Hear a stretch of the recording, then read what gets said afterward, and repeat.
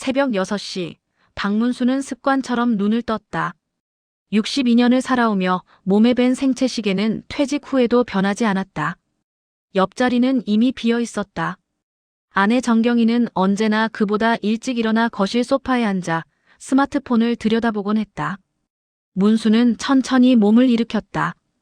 관절 여기저기서 둔탁한 소리가 났다. 40년 가까이 회사를 다니며 쌓인 피로가 뼈속까지 스며든 것 같았다. 욕실에서 세수를 하고 거실로 나왔을 때 아내는 여전히 소파에 앉아 있었다. 그녀의 눈은 스마트폰 화면에 고정되어 있었고 문수가 나타난 것조차 인식하지 못하는 듯했다. 일찍 일어났네. 문수가 말을 걸었지만 대답은 없었다. 경희는 화면을 스크롤하며 무언가를 읽고 있었다. 아마도 친구들과의 단체 채팅방이거나 뉴스 기사일 것이다. 문수는 더 이상 말을 걸지 않았다. 어차피 대답을 기대하지도 않았다. 부엌으로 가서 냉장고를 열었다. 어제 저녁에 먹다 남은 김치찌개와 밥이 있었다. 문수는 전자레인지에 데워 간단히 아침을 해결했다. 식탁에 앉아 혼자 밥을 먹는 동안에도 아내는 소파에서 움직이지 않았다. 이것이 그들 부부의 일상이었다. 결혼 35년. 두 아들을 키우고 대학까지 보냈다. 큰아들은 결혼해서 분당에 살고 있고 작은 아들은 직장 때문에 부산에서 자취 중이다. 명절이나 생일 같은 특별한 날이 아니면 아이들도 자주 오지 않았다. 텅 빈 집에 남은 건 문수와 경이 단둘뿐이었다. 언제부터였을까? 서로에게 무관심해진 것이. 아니, 정확히 말하면 아내가 자신에게 무관심해진 것이. 문수는 가끔 생각했다. 아내가 자신을 싫어하는 건지 아니면 그저 관심이 없는 건지. 어느 쪽이든 결과는 같았다. 대화는 하루에 몇 마디 되지 않았고 그마저도 필요한 말만 주고받을 뿐이었다. 아침을 먹고 문수는 거실 창가에 앉아 신문을 펼쳤다. 요즘은 신문을 읽는 것도 별 의미가 없었다. 그저 시간을 보내기 위한 행동일 뿐이었다. 퇴직 후의 삶은 생각보다 무료했다. 40년 가까이 일에 매달려 살았는데 막상 일을 그만두니 할 일이 없었다. 취미도 없고 친구도 많지 않았다. 가끔 옛 동료들과 술 한잔하는 게 전부였다. 문수에게는 작은 낙이 하나 있었다. 매주 토요일마다 사는 로또였다. 5,000원어치, 딱 5장. 당첨될 거라는 기대는 하지 않았다. 그저 일주일에 한 번, 혹시나 하는 마음으로 번호를 확인하는 그 순간이 좋았다. 그 짧은 순간만큼은 뭔가 달라질 수도 있다는 희망을 가질 수 있었다. 그런데 오늘은 달랐다. 어제 저녁 우연히 스마트폰으로 로또 당첨 번호를 확인했을 때 문수는 자신의 눈을 의심했다. 한 번, 두 번, 세 번. 아무리 확인해도 숫자는 똑같았다. 1등이었다. 28억이었다. 밤새 잠을 제대로 이루지 못했다. 옆에 누워있는 아내에게 당장이라도 말하고 싶었지만 입이 떨어지지 않았다. 이 사실을 말하면 뭐가 달라질까? 아내가 갑자기 자신에게 관심을 보일까? 아니면 더 차갑게 굴까? 온갖 생각이 머릿속을 휘젓고 다녔다.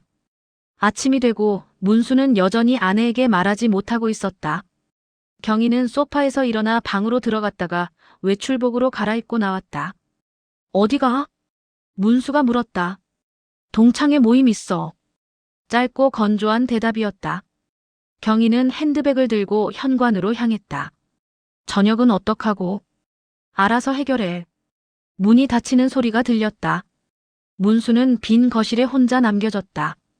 손에는 아직도 로또 용지가 들려 있었다. 28억. 일생에 한 번 올까 말까 한 기회. 그런데 왜 이렇게 허무할까? 문수는 천천히 소파에 앉았다. 창밖으로 봄볕이 들어왔다. 따뜻한 햇살이었지만 마음속은 여전히 차가웠다. 35년을 함께 살았지만 지금 이 순간 아내는 너무 멀리 있는 것 같았다. 그래도 말이다. 문수는 속으로 생각했다. 이 돈으로 뭔가 해볼 수 있지 않을까? 우리 인생 다시 한번 잘 살아보자고 말해볼 수 있지 않을까? 아내가 돌아오면 오늘 저녁에는 꼭 말해야겠다. 이번만큼은 용기를 내야겠다. 문수는 로또 용지를 조심스럽게 접어 지갑 안쪽 깊숙이 넣었다. 그리고 창밖을 바라보며 아내가 돌아오기를 기다렸다. 긴 하루가 시작되고 있었다. 다음 날 아침, 문수는 새벽 5시에 잠에서 깼다. 옆자리를 보니 아내는 이미 일어난 듯 이불이 정돈되어 있었다.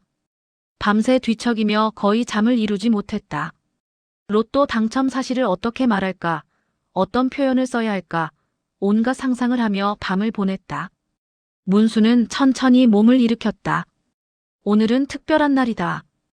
28억이라는 거금이 생긴 것도 그렇지만 무엇보다 이 사실을 아내에게 말할 것이기 때문이다. 어쩌면 이것이 그들 부부에게 새로운 전환점이 될지도 모른다는 희망이 가슴 한구석에서 조심스럽게 자라나고 있었다. 욕실에서 세수를 하고 면도까지 깔끔하게 했다. 거울 속 자신의 얼굴을 바라보며 문수는 작게 미소 지었다. 오랜만에 느끼는 설렘이었다. 62년을 살며 이렇게 가슴이 뛰는 순간이 몇 번이나 있었을까. 군대를 제대하던 날, 첫 직장에 합격했을 때, 결혼식 날, 아이들이 태어났을 때, 그리고 오늘. 거실로 나오니 아내는 소파가 아닌 식탁에 앉아 있었다. 이례적인 일이었다. 경희는 보통 아침 시간에는 소파에 앉아 스마트폰을 들여다보다가 문수가 아침을 차릴 때쯤 되어서야 식탁으로 오곤 했다. 그런데 오늘은 달랐다. 그녀는 식탁에 단정하게 앉아 두 손을 무릎 위에 올려놓고 있었다. 문수는 묘한 예감이 들었다. 아내의 표정이 평소와 달랐다. 무겁고 단단하고 결연한 표정이었다. 무언가 중요한 결정을 내린 사람의 얼굴이었다. 일찍 일어났네. 문수가 부엌으로 가며 말을 건넸다. 대답은 없었다. 문수는 냉장고를 열어 계란과 김치, 어제 만들어둔 된장찌개를 꺼냈다. 오늘은 특별히 정성을 들여 아침을 준비하기로 했다. 계란말이를 정성스럽게 부치고 된장찌개를 데우고 밥을 푸고 김치를 작은 접시에 담았다. 식탁에 음식을 차리는 동안에도 아내는 움직이지 않았다. 그저 가만히 앉아 창밖을 바라보고 있었다. 문수는 국그릇을 아내 앞에 조심스럽게 놓았다. 그리고 맞은편에 앉았다. 오늘 날씨가 좋네. 문수가 분위기를 풀어보려 말을 꺼냈다. 경희는 여전히 대답하지 않았다. 그녀의 눈은 국그릇을 향하고 있었지만 실제로는 아무것도 보지 않는 것 같았다. 마치 깊은 생각에 잠긴 사람처럼. 문수는 숟가락을 들었다. 밥을 한 입 떠서 입에 넣으려는 순간 아내가 입을 열었다. 문수 씨. 손이 멈췄다. 오랜만에 듣는 자신의 이름이었다. 아니, 정확히는 성과 이름을 함께 부르는 남처럼 대하는 호칭이었다. 최근 몇 년간 아내는 문수를 이름으로 부른 적이 거의 없었다. 여보도 아니고 그냥 당신이라고 부르거나 아예 부르지 않았다. 그런데 오늘은 문수 씨라고 불렀다. 이혼합시다. 숟가락이 손에서 미끄러져 바닥으로 떨어졌다. 쨍그랑.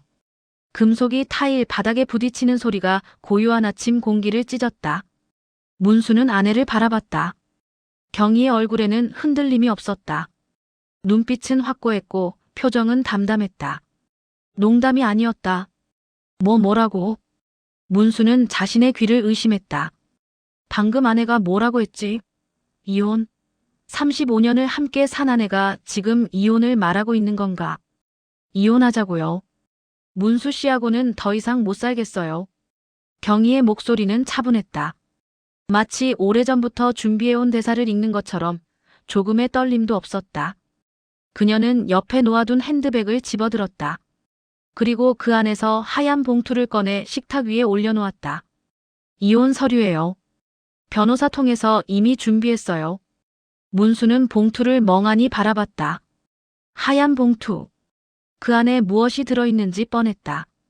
협의 이혼 신청서, 재산분 할협의서, 어쩌면 양육비나 위자료에 관한 서류들.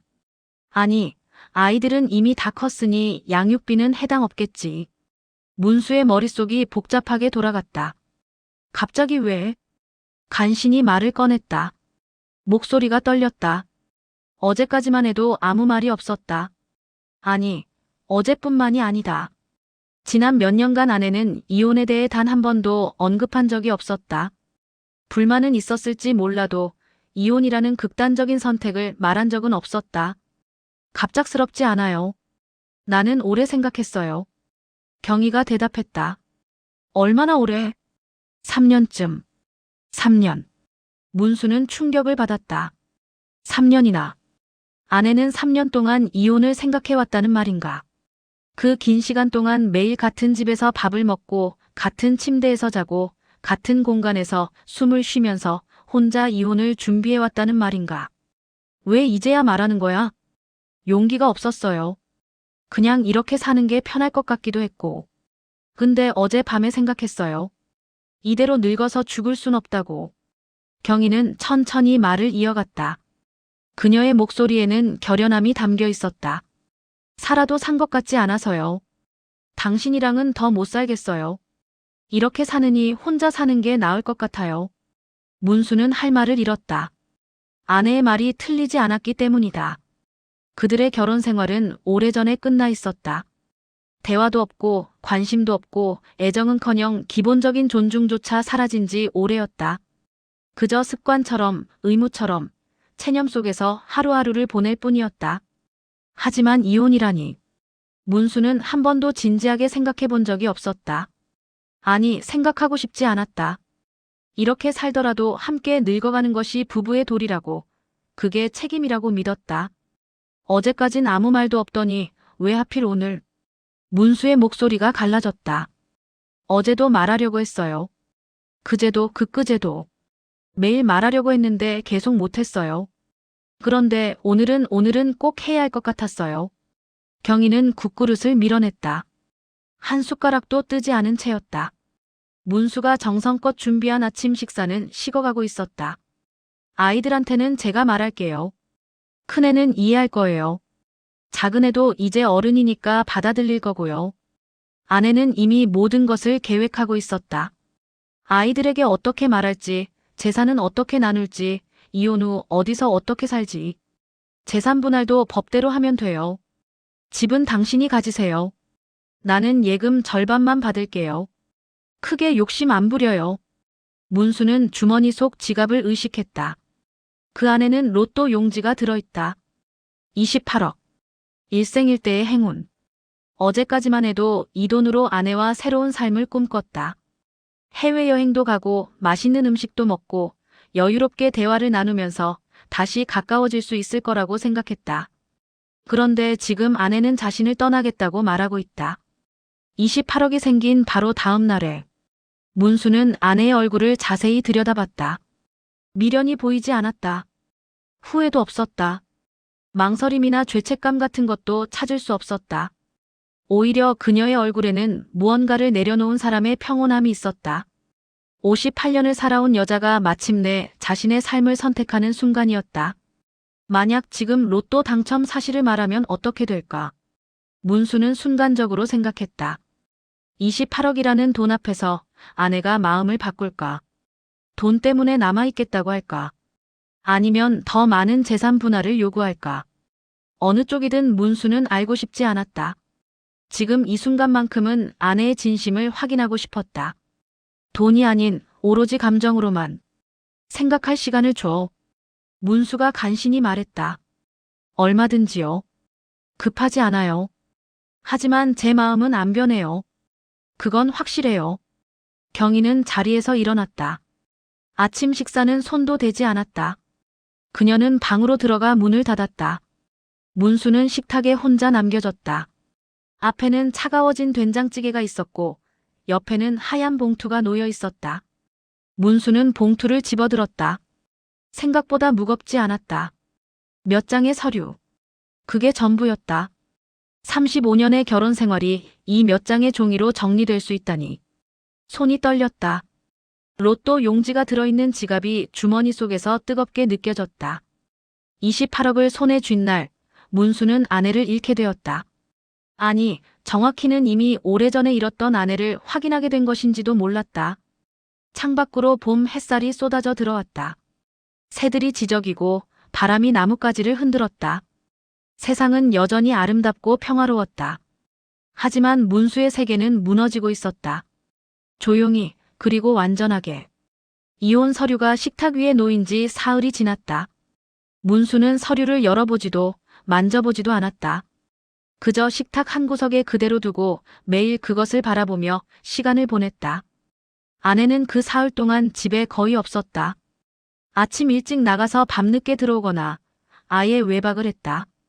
어디 가는지 묻지 않았고 경위도 설명하지 않았다. 나흘째 되던 날 아내는 또다시 이른 아침에 외출했다. 문수는 거실 창가에 서서 아내가 택시를 타고 떠나는 모습을 지켜봤다. 택시가 모퉁이를 돌아 시야에서 사라지자 문수는 깊은 한숨을 내쉬었다. 무언가 이상했다. 아내의 행동이 평소와 달랐다. 이혼을 요구한 것도 충격이었지만 그 이후의 태도가 더 묘했다. 죄책감이나 미안함 같은 건 전혀 보이지 않았다. 오히려 급하게 무언가를 준비하는 것처럼 보였다. 전화 통화를 할 때도 방문을 꼭꼭 닫았고 문수가 다가가면 대화를 급히 끊었다. 문수는 아내의 방으로 향했다. 결혼 후 처음 10년은 같은 방을 썼지만 막내 아들이 대학에 간 후부터는 각자 방을 쓰기 시작했다. 처음에는 독립적인 공간이 필요하다는 아내의 말에 동의했지만 지금 생각해보면 그것이 그들 사이가 멀어지기 시작한 신호였는지도 몰랐다. 방문 앞에서 잠시 망설였다. 아내의 사적인 공간을 침범하는 것 같아 꺼려졌다. 하지만 뭔가 확인해야 할 것 같은 불안감이 문수를 밀어붙였다. 손잡이를 천천히 돌렸다. 문이 열렸다. 방 안은 정돈되어 있었다. 침대는 깔끔하게 정리되어 있었고 화장대 위에는 화장품들이 가지런히 놓여 있었다. 옷장 문을 열어보니 옷들이 빼곡히 걸려 있었다.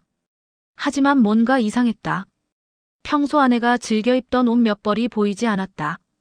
문수는 서랍을 하나씩 열어보기 시작했다.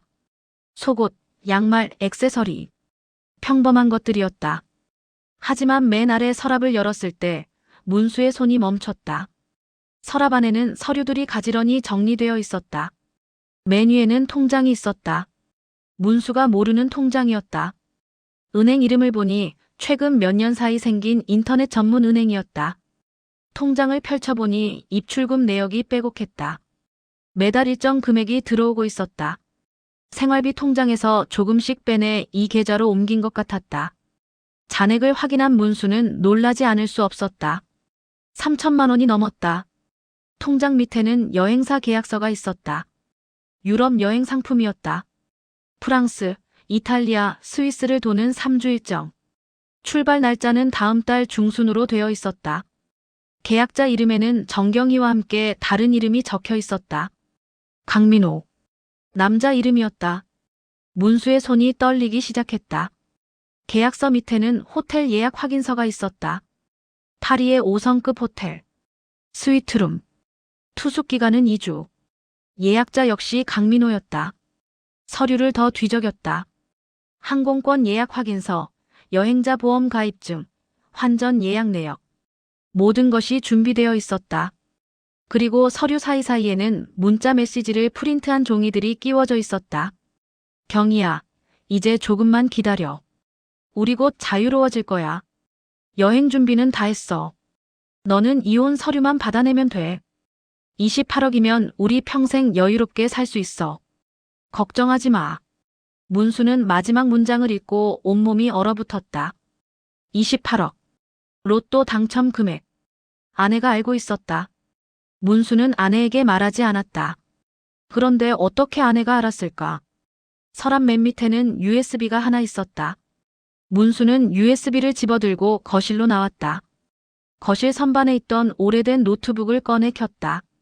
손이 떨려 USB를 꽂는데도 한참이 걸렸다. USB 안에는 동영상 파일이 하나 있었다. 재생 버튼을 눌렀다. 화면에는 편의점 내부가 보였다. CCTV 영상이었다. 날짜를 확인하니 일주일 전이었다. 로또 당첨을 확인하던 그날이었다. 영상 속에서 문수는 로또 판매기 앞에 서 있었다. 로또 용지를 기계에 넣고 화면을 확인하고 놀라서 주변을 두리번거리고 다시 확인하고 당첨 사실을 알게 된 순간의 모든 행동이 그대로 담겨 있었다. 문수의 얼굴에는 믿을 수 없다는 표정과 기쁨이 동시에 어려 있었다. 영상은 거기서 끝나지 않았다. 문수가 편의점을 나간 후 한 남자가 편의점 주인에게 다가가는 모습이 보였다. 남자는 주인과 무언가 이야기를 나누고 돈을 건넸다. 그리고 주인은 USB를 남자에게 건넸다. CCTV 영상을 복사해 판 것이다. 문수는 영상을 멈췄다. 모든 것이 이해되기 시작했다. 아내는 누군가를 시켜 자신을 미행하게 했고 로또 당첨 사실을 알아냈다. 그리고 이혼을 결심했다. 아니, 이미 오래전부터 이혼을 준비하고 있었고 로또 당첨이 결정적인 계기가 된 것이다. 문수는 다시 아내의 방으로 돌아갔다. 옷장 구석을 뒤지니 큰 여행 가방이 보였다. 가방을 열어보니 옷들이 이미 담겨 있었다. 여름옷, 겉옷, 속옷, 세면도구. 모든 것이 준비되어 있었다. 침대 밑을 확인했다. 거기에도 가방이 하나 더 있었다. 이번에는 서류들이 담긴 서류 가방이었다. 가방을 열어보니 여권, 통장, 인감증명서, 부동산 서류 사본들이 들어있었다.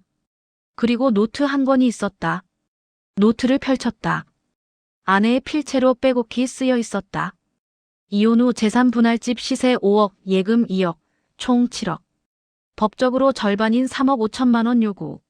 로또 당첨금 28억은 결혼 후 취득한 재산이므로 공동재산. 절반인 14억 추가 요구 가능. 총 17억 5천만 원. 문수는 노트를 읽으며 온몸에 힘이 빠지는 것을 느꼈다. 아내는 모든 것을 계산하고 있었다. 로또 당첨금까지 정확히 파악하고 법적으로 받을 수 있는 금액을 계산하고 이혼 후의 삶을 치밀하게 설계하고 있었다. 노트의 다음 장에는 다른 내용이 적혀 있었다. 민호와 유럽 여행 후 포르투갈 이민 검토. 집 매매가 3억 정도면 포르투갈에서 소형 아파트 구매 가능. 나머지 14억으로 현지 생활비와 투자. 민호의 프리랜서 일과 내 자산으로 여유롭게 생활 가능. 모든 것이 준비되어 있었다. 아내는 새로운 남자와 새로운 삶을 준비하고 있었고 그 계획의 마지막 퍼즐 조각이 바로 로또 당첨금이었다. 이혼을 요구한 이유는 단 하나. 당첨금을 챙기기 위해서. 문수는 노트를 덮고 바닥에 주저앉았다. 35년의 결혼 생활. 두 아이를 함께 키우고 기쁨과 슬픔을 나누고 늙어가던 세월. 그 모든 것이 무너지고 있었다. 아내는 이미 오래전에 자신을 떠났고 이제는 그 증거만 남기고 완전히 사라질 준비를 하고 있었다. 로또 당첨. 28억. 어제까지만 해도 행운이라고 생각했다. 하지만 지금은 저주처럼 느껴졌다. 이 돈 때문에 아내의 진짜 모습을 보게 되었다. 이 돈 때문에 35년간 쌓아온 모든 것이 무너지고 있었다. 문수는 창밖을 바라봤다. 봄날의 햇살이 눈부셨다. 새들이 지저귀고 아이들이 웃으며 뛰어놀았다. 세상은 여전히 아름답고 평화로웠다. 하지만 문수의 세계는 산산조각 나고 있었다. 지갑 속 로또 용지가 무겁게 느껴졌다. 28억. 그 돈으로 무엇을 할 수 있을까? 아내를 붙잡을 수 있을까? 아니, 이미 떠난 아내를 붙잡을 필요가 있을까? 문수는 답을 찾을 수 없었다. 그저 바닥에 앉아 멍하니 햇살을 바라볼 뿐이었다. 아내의 비밀을 알게 된 후 이틀이 지났다. 문수는 아무것도 모르는 척 평소처럼 행동했다. 아침에 일어나 신문을 읽고 식사를 하고 창밖을 바라보며 시간을 보냈다. 아내와 마주쳐도 태연하게 인사를 건넸다. 경희는 문수가 아무것도 모른다고 생각하는 듯했다. 그녀의 얼굴에는 여유가 넘쳤다. 그 이틀 동안 문수는 조용히 움직였다. 첫째 날 로또 판매점에 가서 당첨금을 수령했다. 세금을 제외하고 손에 쥔 금액은 약 20억. 문수는 그 돈을 즉시 새로 만든 계좌로 이체했다. 그리고 그날 오후 법무법인을 찾아갔다. 담당 변호사는 50대 중반의 베테랑이었다. 문수는 아내의 방에서 발견한 모든 증거를 변호사에게 보여줬다. 비밀 통장, 여행 계약서, 남자와 주고받은 문자 메시지, CCTV 영상, USB, 재산 분할을 계산한 노트. 변호사는 서류들을 꼼꼼히 검토한 후 고개를 끄덕였다. 충분한 증거입니다.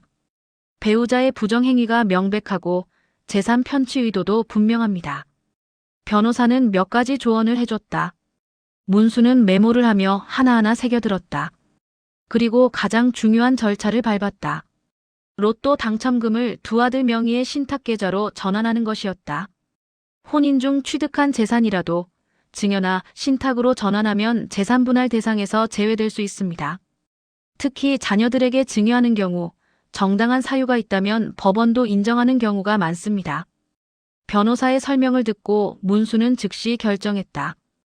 어차피 이 돈은 자식들을 위해 쓸 생각이었다. 큰아들과 작은아들에게 각각 10억씩 신탁계좌를 만들었다. 증여세를 내더라도 아내에게 빼앗기는 것보다는 나았다. 둘째 날, 문수는 사설 탐정을 고용했다. 아내와 강민호라는 남자의 관계를 더 구체적으로 입증하기 위해서였다. 탐정은 이틀 만에 결과를 가져왔다. 두 사람이 호텔에 함께 들어가는 사진, 식당에서 다정하게 식사하는 사진, 손을 잡고 걷는 사진. 결정적인 증거들이었다. 문수는 모든 준비를 마쳤다. 이제 남은 건 아내의 반응을 기다리는 것뿐이었다. 사흘째 되던 날 저녁 경희가 먼저 말을 꺼냈다. 그녀는 거실 소파에 앉아 문수를 바라봤다. 이혼 서류, 언제 쓸 거예요? 목소리에는 조급함이 묻어났다. 아마도 여행 출발 날짜가 다가오고 있기 때문일 것이다. 문수는 천천히 고개를 끄덕였다. 오늘 쓸게. 경희의 얼굴에 안도의 표정이 스쳤다. 그녀는 재빨리 이혼 서류를 가져왔다. 문수는 서류를 펼쳐보았다. 협의 이혼 신청서, 재산분할 협의서, 양육권 포기각서. 아이들은 이미 성인이니 양육권은 해당 없었지만 형식상 들어있는 서류였다. 재산분할 협의서를 보니 예상대로였다. 집과 예금을 포함한 재산 총액 7억 원의 절반인 3억 5천만 원을 경희가 가져가기로 되어 있었다. 로또 당첨금에 대한 언급은 없었다. 아마도 이혼이 성립된 후에 별도로 청구할 계획인 듯했다. 문수는 아무 말 없이 펜을 들었다. 그리고 서류에 하나하나 서명했다. 경희는 문수의 옆에 서서 그 모습을 지켜봤다. 그녀의 눈빛에는 승리감이 담겨 있었다. 드디어 자유를 얻었다는 안도감과 곧 큰 돈을 손에 쥘 수 있다는 기대감이 뒤섞여 있었다. 다 썼어. 문수가 펜을 내려놓으며 말했다. 경희는 서류를 집어들고 확인했다. 모든 곳에 문수의 서명이 있었다. 그녀는 서류를 조심스럽게 접어 봉투에 넣었다. 고마워요. 짧은 인사였다. 35년의 결혼 생활을 끝내는 말치고는 너무 가벼웠다. 경희는 봉투를 가방에 넣고 방으로 들어갔다. 그날 밤 그녀는 가방을 끌고 집을 나갔다. 문수는 창가에 서서 아내가 택시를 타고 떠나는 모습을 지켜봤다. 택시의 빨간 미등이 어둠 속으로 사라졌다. 다음 날 아침 문수는 변호사 사무실을 찾았다. 그리고 준비된 서류에 서명했다. 아내의 부정행위를 이유로 한 재산분할 청구 거부 소송, 손해배상 청구 소송, 위자료 청구 소송. 3가지 소송이 동시에 진행될 예정이었다. 부인이 출국하기 전에 출국금지 신청도 하시는 게 좋겠습니다. 변호사의 조언에 따라 문수는 출국금지 신청도 함께 제출했다. 법원은 증거가 충분하다고 판단하여 신청을 받아들였다. 경희의 여권은 그날 오후부터 효력이 정지되었다. 일주일 후 경희는 강민호와 함께 인천공항에 나타났다. 유럽행 비행기 티켓을 들고 출국 심사대에 섰다. 하지만 출입국 관리 시스템에서 경고음이 울렸다. 출국 금지 대상자였다. 죄송합니다만 출국이 제한되어 있으십니다. 직원의 말에 경희의 얼굴이 하얗게 변했다. 옆에 서 있던 강민호는 당황한 표정으로 경희를 바라봤다. 무슨 소리예요? 왜 제가 출국 금지예요? 법원의 결정입니다. 자세한 사항은 관련 기관에 문의하셔야 합니다. 경희는 그 자리에서 휴대폰을 꺼내 여러 곳에 전화를 걸었다. 하지만 주말이라 법원도 변호사 사무실도 연결되지 않았다. 그녀는 멍하니 서 있다가 강민호와 함께 공항을 빠져나왔다. 두 사람이 끌고 온 큰 여행 가방들은 그대로 카트에 실려 있었다. 그날 저녁 경희는 집으로 돌아왔다. 문을 열고 들어서니 문수가 거실 소파에 앉아 있었다. 그는 태연하게 차를 마시고 있었다. 왜 출국 금지를 시켰어요? 경희가 소리쳤다. 문수는 찻잔을 내려놓고 천천히 아내를 바라봤다. 당신이 강민호라는 남자와 불륜 관계였다는 것, 내 로또 당첨 사실을 불법으로 알아냈다는 것, 당첨금을 편취하려고 이혼을 요구했다는 것. 다 알아. 경희의 얼굴에서 혈색이 사라졌다. 그녀는 말을 잇지 못하고 입만 벙긋거렸다. 증거도 다 있어. 변호사한테 넘겼고 소송도 이미 시작됐어. 문수는 테이블 위에 서류 뭉치를 올려놓았다. 소송 관련 서류들이었다. 그리고 로또 당첨금은 이미 아이들한테 증여했어. 신탁 계좌로 넘어갔으니 당신이 손 뗄 수 없어. 경희는 바닥에 주저앉았다. 모든 계획이 무너지는 순간이었다. 여행도 새로운 삶도 당첨금도 모든 것이 한순간에 사라졌다. 당신은 아무것도 받지 못할 거야. 불륜을 저지른 배우자는 재산분할 청구권을 상실해. 오히려 내가 당신한테 위자료를 받을 수도 있어. 문수의 목소리는 차갑고 단호했다. 35년간 참아왔던 모든 감정이 응축되어 있었다. 어떻게 알았어요? 경희가 떨리는 목소리로 물었다. 당신 방을 정리하다가 알게 됐어. USB 노트 서류들. 당신이 얼마나 치밀하게 준비했는지 다 봤어. 문수는 자리에서 일어났다. 강민호 씨한테도 연락했어. 그 사람도 소송 대상이야. 불륜 상대방에 대한 손해배상 청구. 당신들이 함께 계획한 모든 것에 대해 책임을 져야 해. 경희는 말없이 고개를 숙였다. 승리의 환호가 절망의 침묵으로 바뀌었다. 그녀가 꿈꿨던 새로운 삶은 시작도 하기 전에 끝나버렸다. 문수는 현관으로 향했다. 외출복을 입으며 마지막으로 말했다. 당신이 원하던 이혼은 해줄게. 하지만 당신 조건이 아니라 내 조건으로. 변호사가 연락할 거야. 문이 닫혔다. 경희는 텅 빈 거실에 혼자 남겨졌다.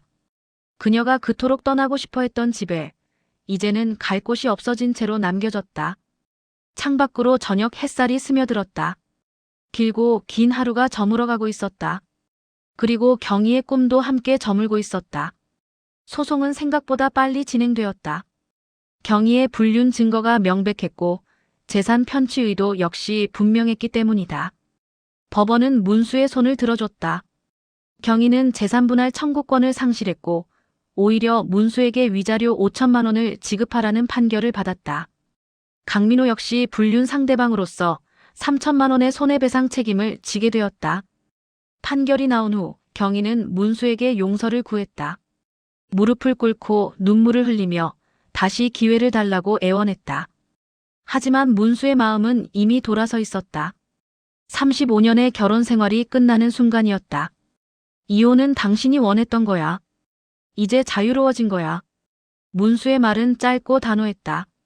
경희는 집을 나갔다. 그녀가 끌고 나간 것은 옷가방 하나뿐이었다. 그토록 원했던 자유였지만 그 자유는 쓸쓸하고 무거웠다. 경희는 아이들에게도 연락했다. 큰아들에게 전화를 걸었고 작은아들에게도 메시지를 보냈다. 하지만 아이들의 반응은 냉담했다. 문수는 아이들에게 모든 진실을 이야기했다. 어머니가 어떻게 아버지를 배신했는지, 어떤 계획을 세웠는지, 얼마나 치밀하게 준비했는지. 큰아들은 전화를 받지 않았다. 작은아들은 메시지를 읽고도 답장하지 않았다.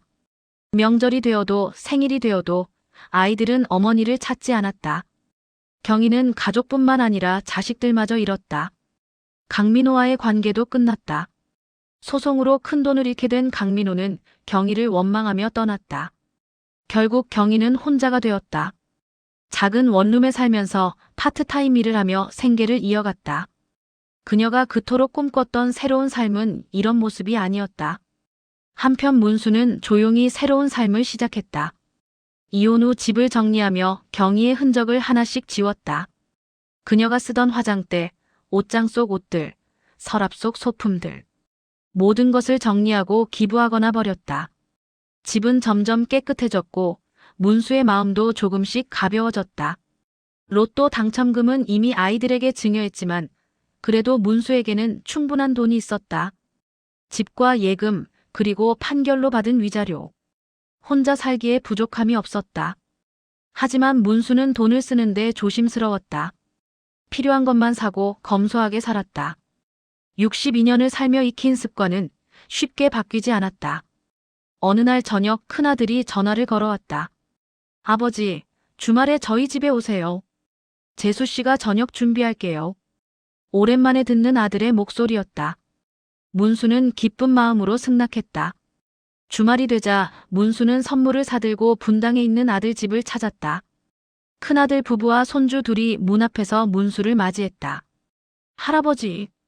손주들이 달려와 안겼다. 문수는 손주들을 안아 올리며 웃었다. 오랜만에 느끼는 따뜻함이었다. 저녁 식사는 소박했다. 된장찌개, 제육볶음, 계란말이 그리고 김치. 평범한 가정식이었지만 문수에게는 오랜만에 맛보는 가족의 맛이었다. 식탁에 둘러앉아 밥을 먹는 동안 큰아들이 조심스럽게 물었다. 아버지, 괜찮으세요? 문수는 고개를 끄덕였다. 응, 괜찮아. 오히려 마음이 편해졌어. 어머니는? 어머니 얘기는 하지 말자. 이제 끝난 일이야. 문수는 손주들을 바라보며 미소 지었다. 아이들은 밥을 먹다가 장난을 치고 웃고 떠들었다. 시끌벅적했지만 그 소음이 문수에게는 음악처럼 들렸다. 아버지, 앞으로 자주 오세요. 아이들도 할아버지 좋아해요. 며느리의 말에 문수는 고마워했다. 그럴게. 자주 올게. 그날 밤 문수는 집으로 돌아오는 길에 작은아들에게 전화를 걸었다. 부산에 사는 작은아들은 바쁘다는 핑계로 자주 연락하지 않았지만 이번에는 전화를 받았다. 아빠, 부산 한번 내려오세요. 제가 맛있는 거 사드릴게요.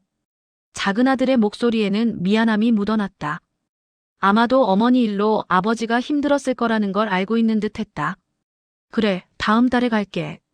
바다도 보고 싶고. 네, 기다릴게요. 전화를 끊고 문수는 창밖을 바라봤다. 밤하늘에 별이 총총히 빛나고 있었다. 예전에는 보이지 않던 별들이었다.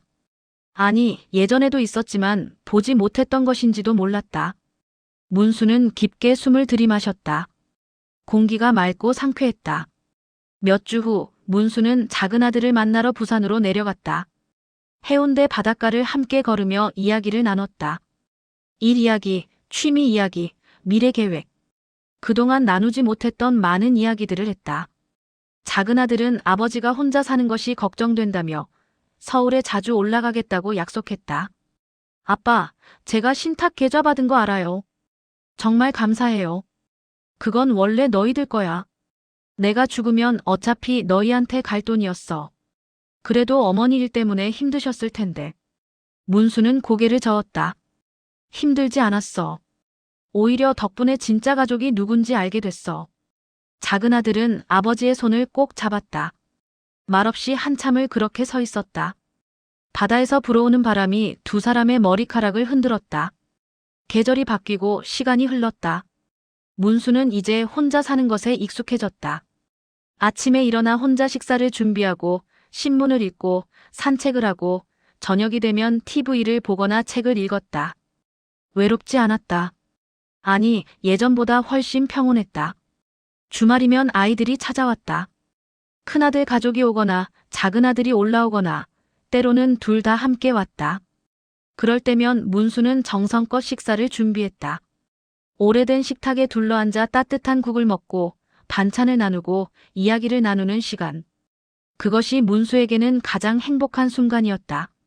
어느 일요일 오후 문수는 식탁에 앉아 아이들과 손주들을 바라봤다.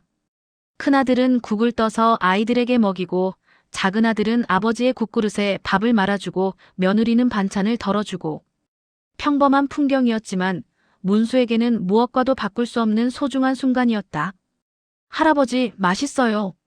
손주의 말에 문수는 환하게 웃었다. 62년을 살면서 이렇게 행복한 적이 있었나 싶었다.